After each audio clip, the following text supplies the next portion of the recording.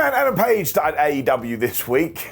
Boy howdy, what a worker. Also, hello my friends and welcome to Ups and Downs. I have a couple of things to talk to you about today. Yes, over WrestleMania weekend, you must come out and see the What Culture live show on the Sunday of the WrestleMania weekend. Just because some people saw my announcement on social media too. That's right. Around about the end of April to like the end of May, I'm going on a tour to the East Coast of America with the last match, which is like a theatre production, a wrestling production, a rock production, and a musical production, and I'm in the cast. Now, one, how the flub did I get this? I don't know. And two, I'm still going to be upping those downs because I have a problem. So that's all the stuff you need to do today. Let's up those downs. But yes, last week we did indeed see the cowboy and everybody thought he was hurt. And that's because you were meant to think he was hurt, but actually, he ain't hurt. He still was using a crutch though, for reasons that will become apparent in just 1 second. He was like, man, this is AEW. I love it here, and when I became world champion in 2021, I thought that was a pretty good deal. But I want to fast forward now to today, and you know that triple threat match that was meant to happen at AEW Revolution? Well, I think that sucks. Very sadly though, it will be a one-on-one, because I can't be in it. This is what he did with his face. Instantly Swerve Strickland and Prince Nana walked to the ring as they made their claim to be haters of the year. But actually, they were being quite nice here because they were like, listen, man, I know we've had our fallings out, but I never wanted this to happen to you. And I was like, yeah, you just wanted to break into his house and kidnap his baby? That's much better. He did have a great line though, because he was all like, well, that's just fate and you can't escape fate, which is why I'm going to become the brand new AEW World Champion on Sunday. Although nobody had told Samoa Joe, because he came stomping out. He wanted to drop some truth bombs as well, because the whole time Hangman had been staring at Strickland and Strickland had been staring at Hangman, but they had totally forgotten about Samoa, because ultimately, when the pay-per-view is done, they ain't going to be nothing, and he's still going to be the champ. You tell him. He also called Adam Hopalong, which made me laugh. And it was also just like, I don't care who's in this match, because once again, ultimately, everyone's going to get broken into. Swerve disagreed because he's gone on quite a resurgence because he's gone from Cruiserweight champion to headlining pay-per-views. And don't forget, he will do whatever it takes. As he reminded us, he did bludgeon an 18-year-old after he'd broken into a wrestling school.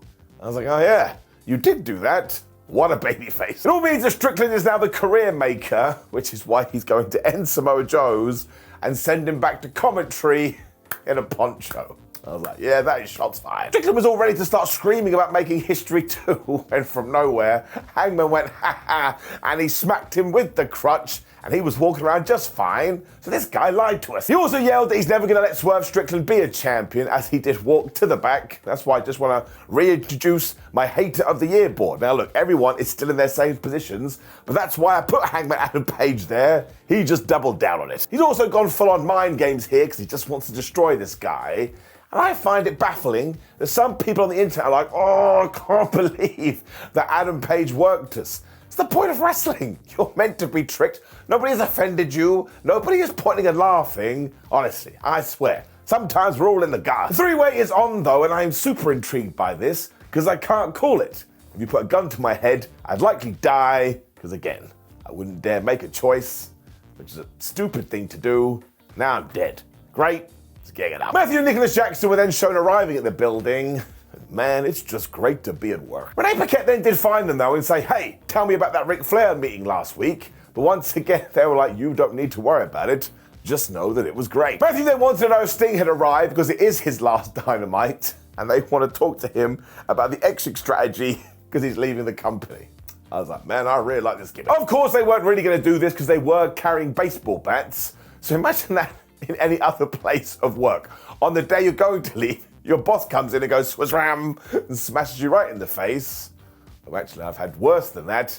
I'd take it. When we got FTR and Eddie Kingston taking on the Blackpool Combat Club, seriously, I thought about it. I can't think of any existence where this would be bad. We also got mini previews of what's going to go down on Sunday. But of course, when Bryan Danielson and Eddie Kingston were in there, the American Dragon was like, ha ha, I am going to fight you, but I'm not because I don't want to, and he walked off. And then the Kingston went after Claudio Castagnoli instead, but that makes sense because they have history.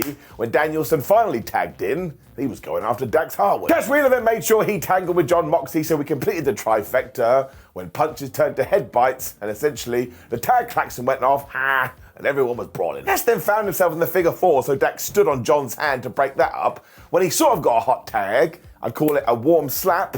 I wouldn't say he ran wild, but he moved with purpose. A Tiger Driver got a 1-2 ooh as Bryan broke that up when he turned to Eddie and went, ha ha, you're such an idiot.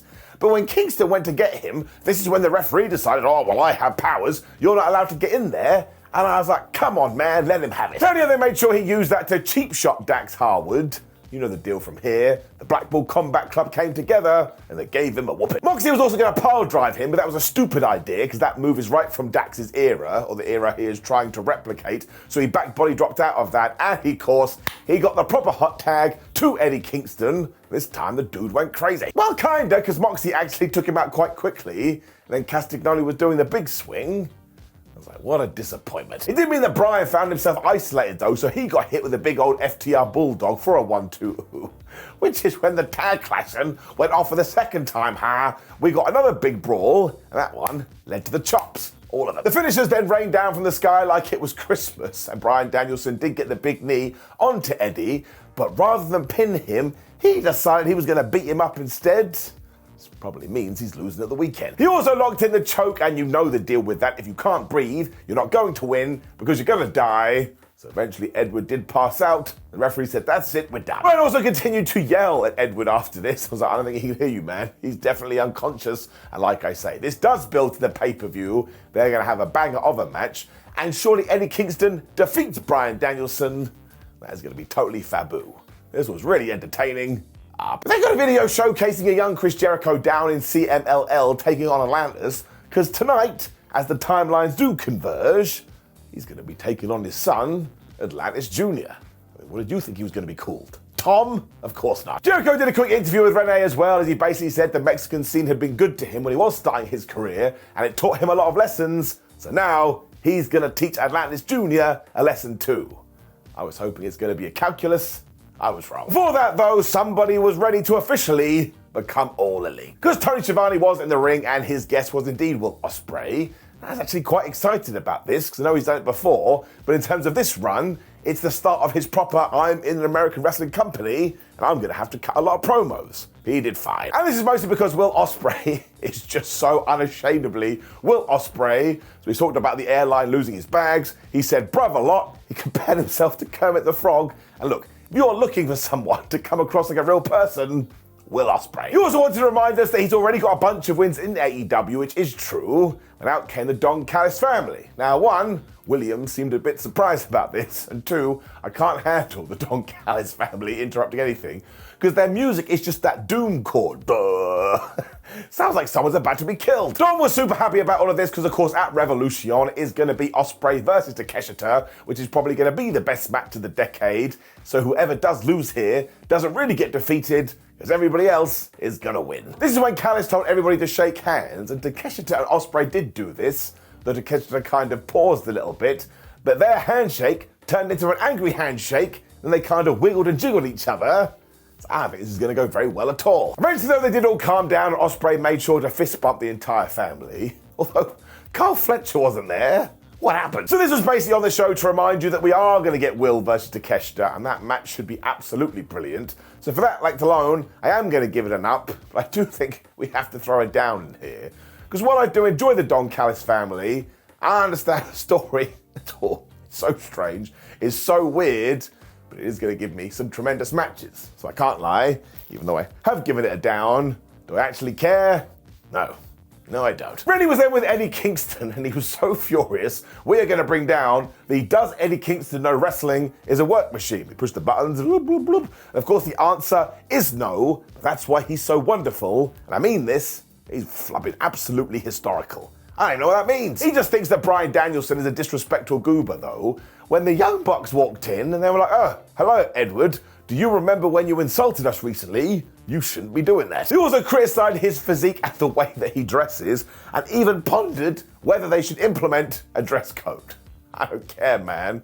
I love these new characters. And then continued to go on their search for Sting, as Kingston almost fell over because he couldn't believe this. So I suppose this is going to tie into a few weeks too. Watch this space. When we had Nick Wayne versus Orange Cassidy for the Intercontinental title. What? And the good news is that it absolutely ruled. Nick Wayne is so damn good, and whoever did decide to turn him heel is an actual genius. And when it comes to Orange Cassidy, well, here's another guy. He's one of the best wrestlers in the world right now. You can get mad at me, but I think it's true. Nick has also learned from his fake dad too, because he was pulling out all the tricks, including throwing Orange into Simba the Steel Steps. And poor Simba. He had a terrible evening. Everybody was murking him. He also got a bunch of dives, because of course we did, as that run continues, when Christian, who was out there, waited until the ref wasn't watching and essentially smashed Orange Cassidy right in the balls. So if you do have a science project coming up and you wondered, can a piece of fruit have a dick? Now you know the answer is yes. But because he couldn't leave good alone, eventually the referee turned around and was like, well, you're obviously up to no good. You know what? You're out of here. Nick still hit a fisherman suplex for a 1-2 when clearly he's never watched an Orange Cassidy match before, because he started mocking the little kicks. That essentially gets Orange all powered up, and yep, he got back to his feet and he smashed. He also hit a beach break, which looked like it was going to be the finish, when the Undisputed Kingdom hit the ring. So they must have decided, well, we'll wait 10 minutes, and then we can't handle anymore. It did allow Nikki to hit a dragon suplex for another 1-2, which is quite a good false finish, when Daniel Garcia also got the word that shenanigans was afoot, so he came out too. He was kind of doing this. It turned out his distraction was the best distraction, because Orange Cassidy then hit the orange punch and he got the 1-2-3. And honestly, about 8 milliseconds later, Matt Taven and Mike Bennett attacked. Thankfully, the best friends are healthy again, so they were out there to make the save, although still not 100% sure about this trend. And as always, it's just such a good match. These two are phenomenal workers. Give it up. However, I do have to be a massive geek and a massive nerd. I don't know why the hell was I ever born onto this planet in the first place. But given that we do have the rankings, I don't think Nick Wayne has won a match since like 1912. How this came about, I don't know. So I'm going to give it a down. But once again, am I going to go on the internet and moan about this? No. In fact, I've already moved forward. Sometimes when you see something, you can't unsee it. Like my bald head. That's why I'm wearing a cap. What? Move on. The Bang Bang Scissor Gang were then here, and they were telling us, well, we are really gelling as a group. I was like, are you? I don't think you are. Instantly there was bickering as well, because Austin Gunn was like, oh my gosh, at the weekend I should team with you, the Acclaimed. When Anthony Bowens went, no, the Acclaimed should team with you. So you see what we're doing here? We're being children. Don't really want to do search my Tootsie Toes. I just think we should get to the breakup sooner than later, because the Acclaim need to be back in the tag team ranks, heating things up again. Jay White should be in some kind of singles feud. And also, the fact that they're not going after the Undisputed Kingdom, which was the point. And it's a little bit 2 + 2 = potato. So I'm going to give it a down, but look, every single person in this is going to be fine because they're so damn talented.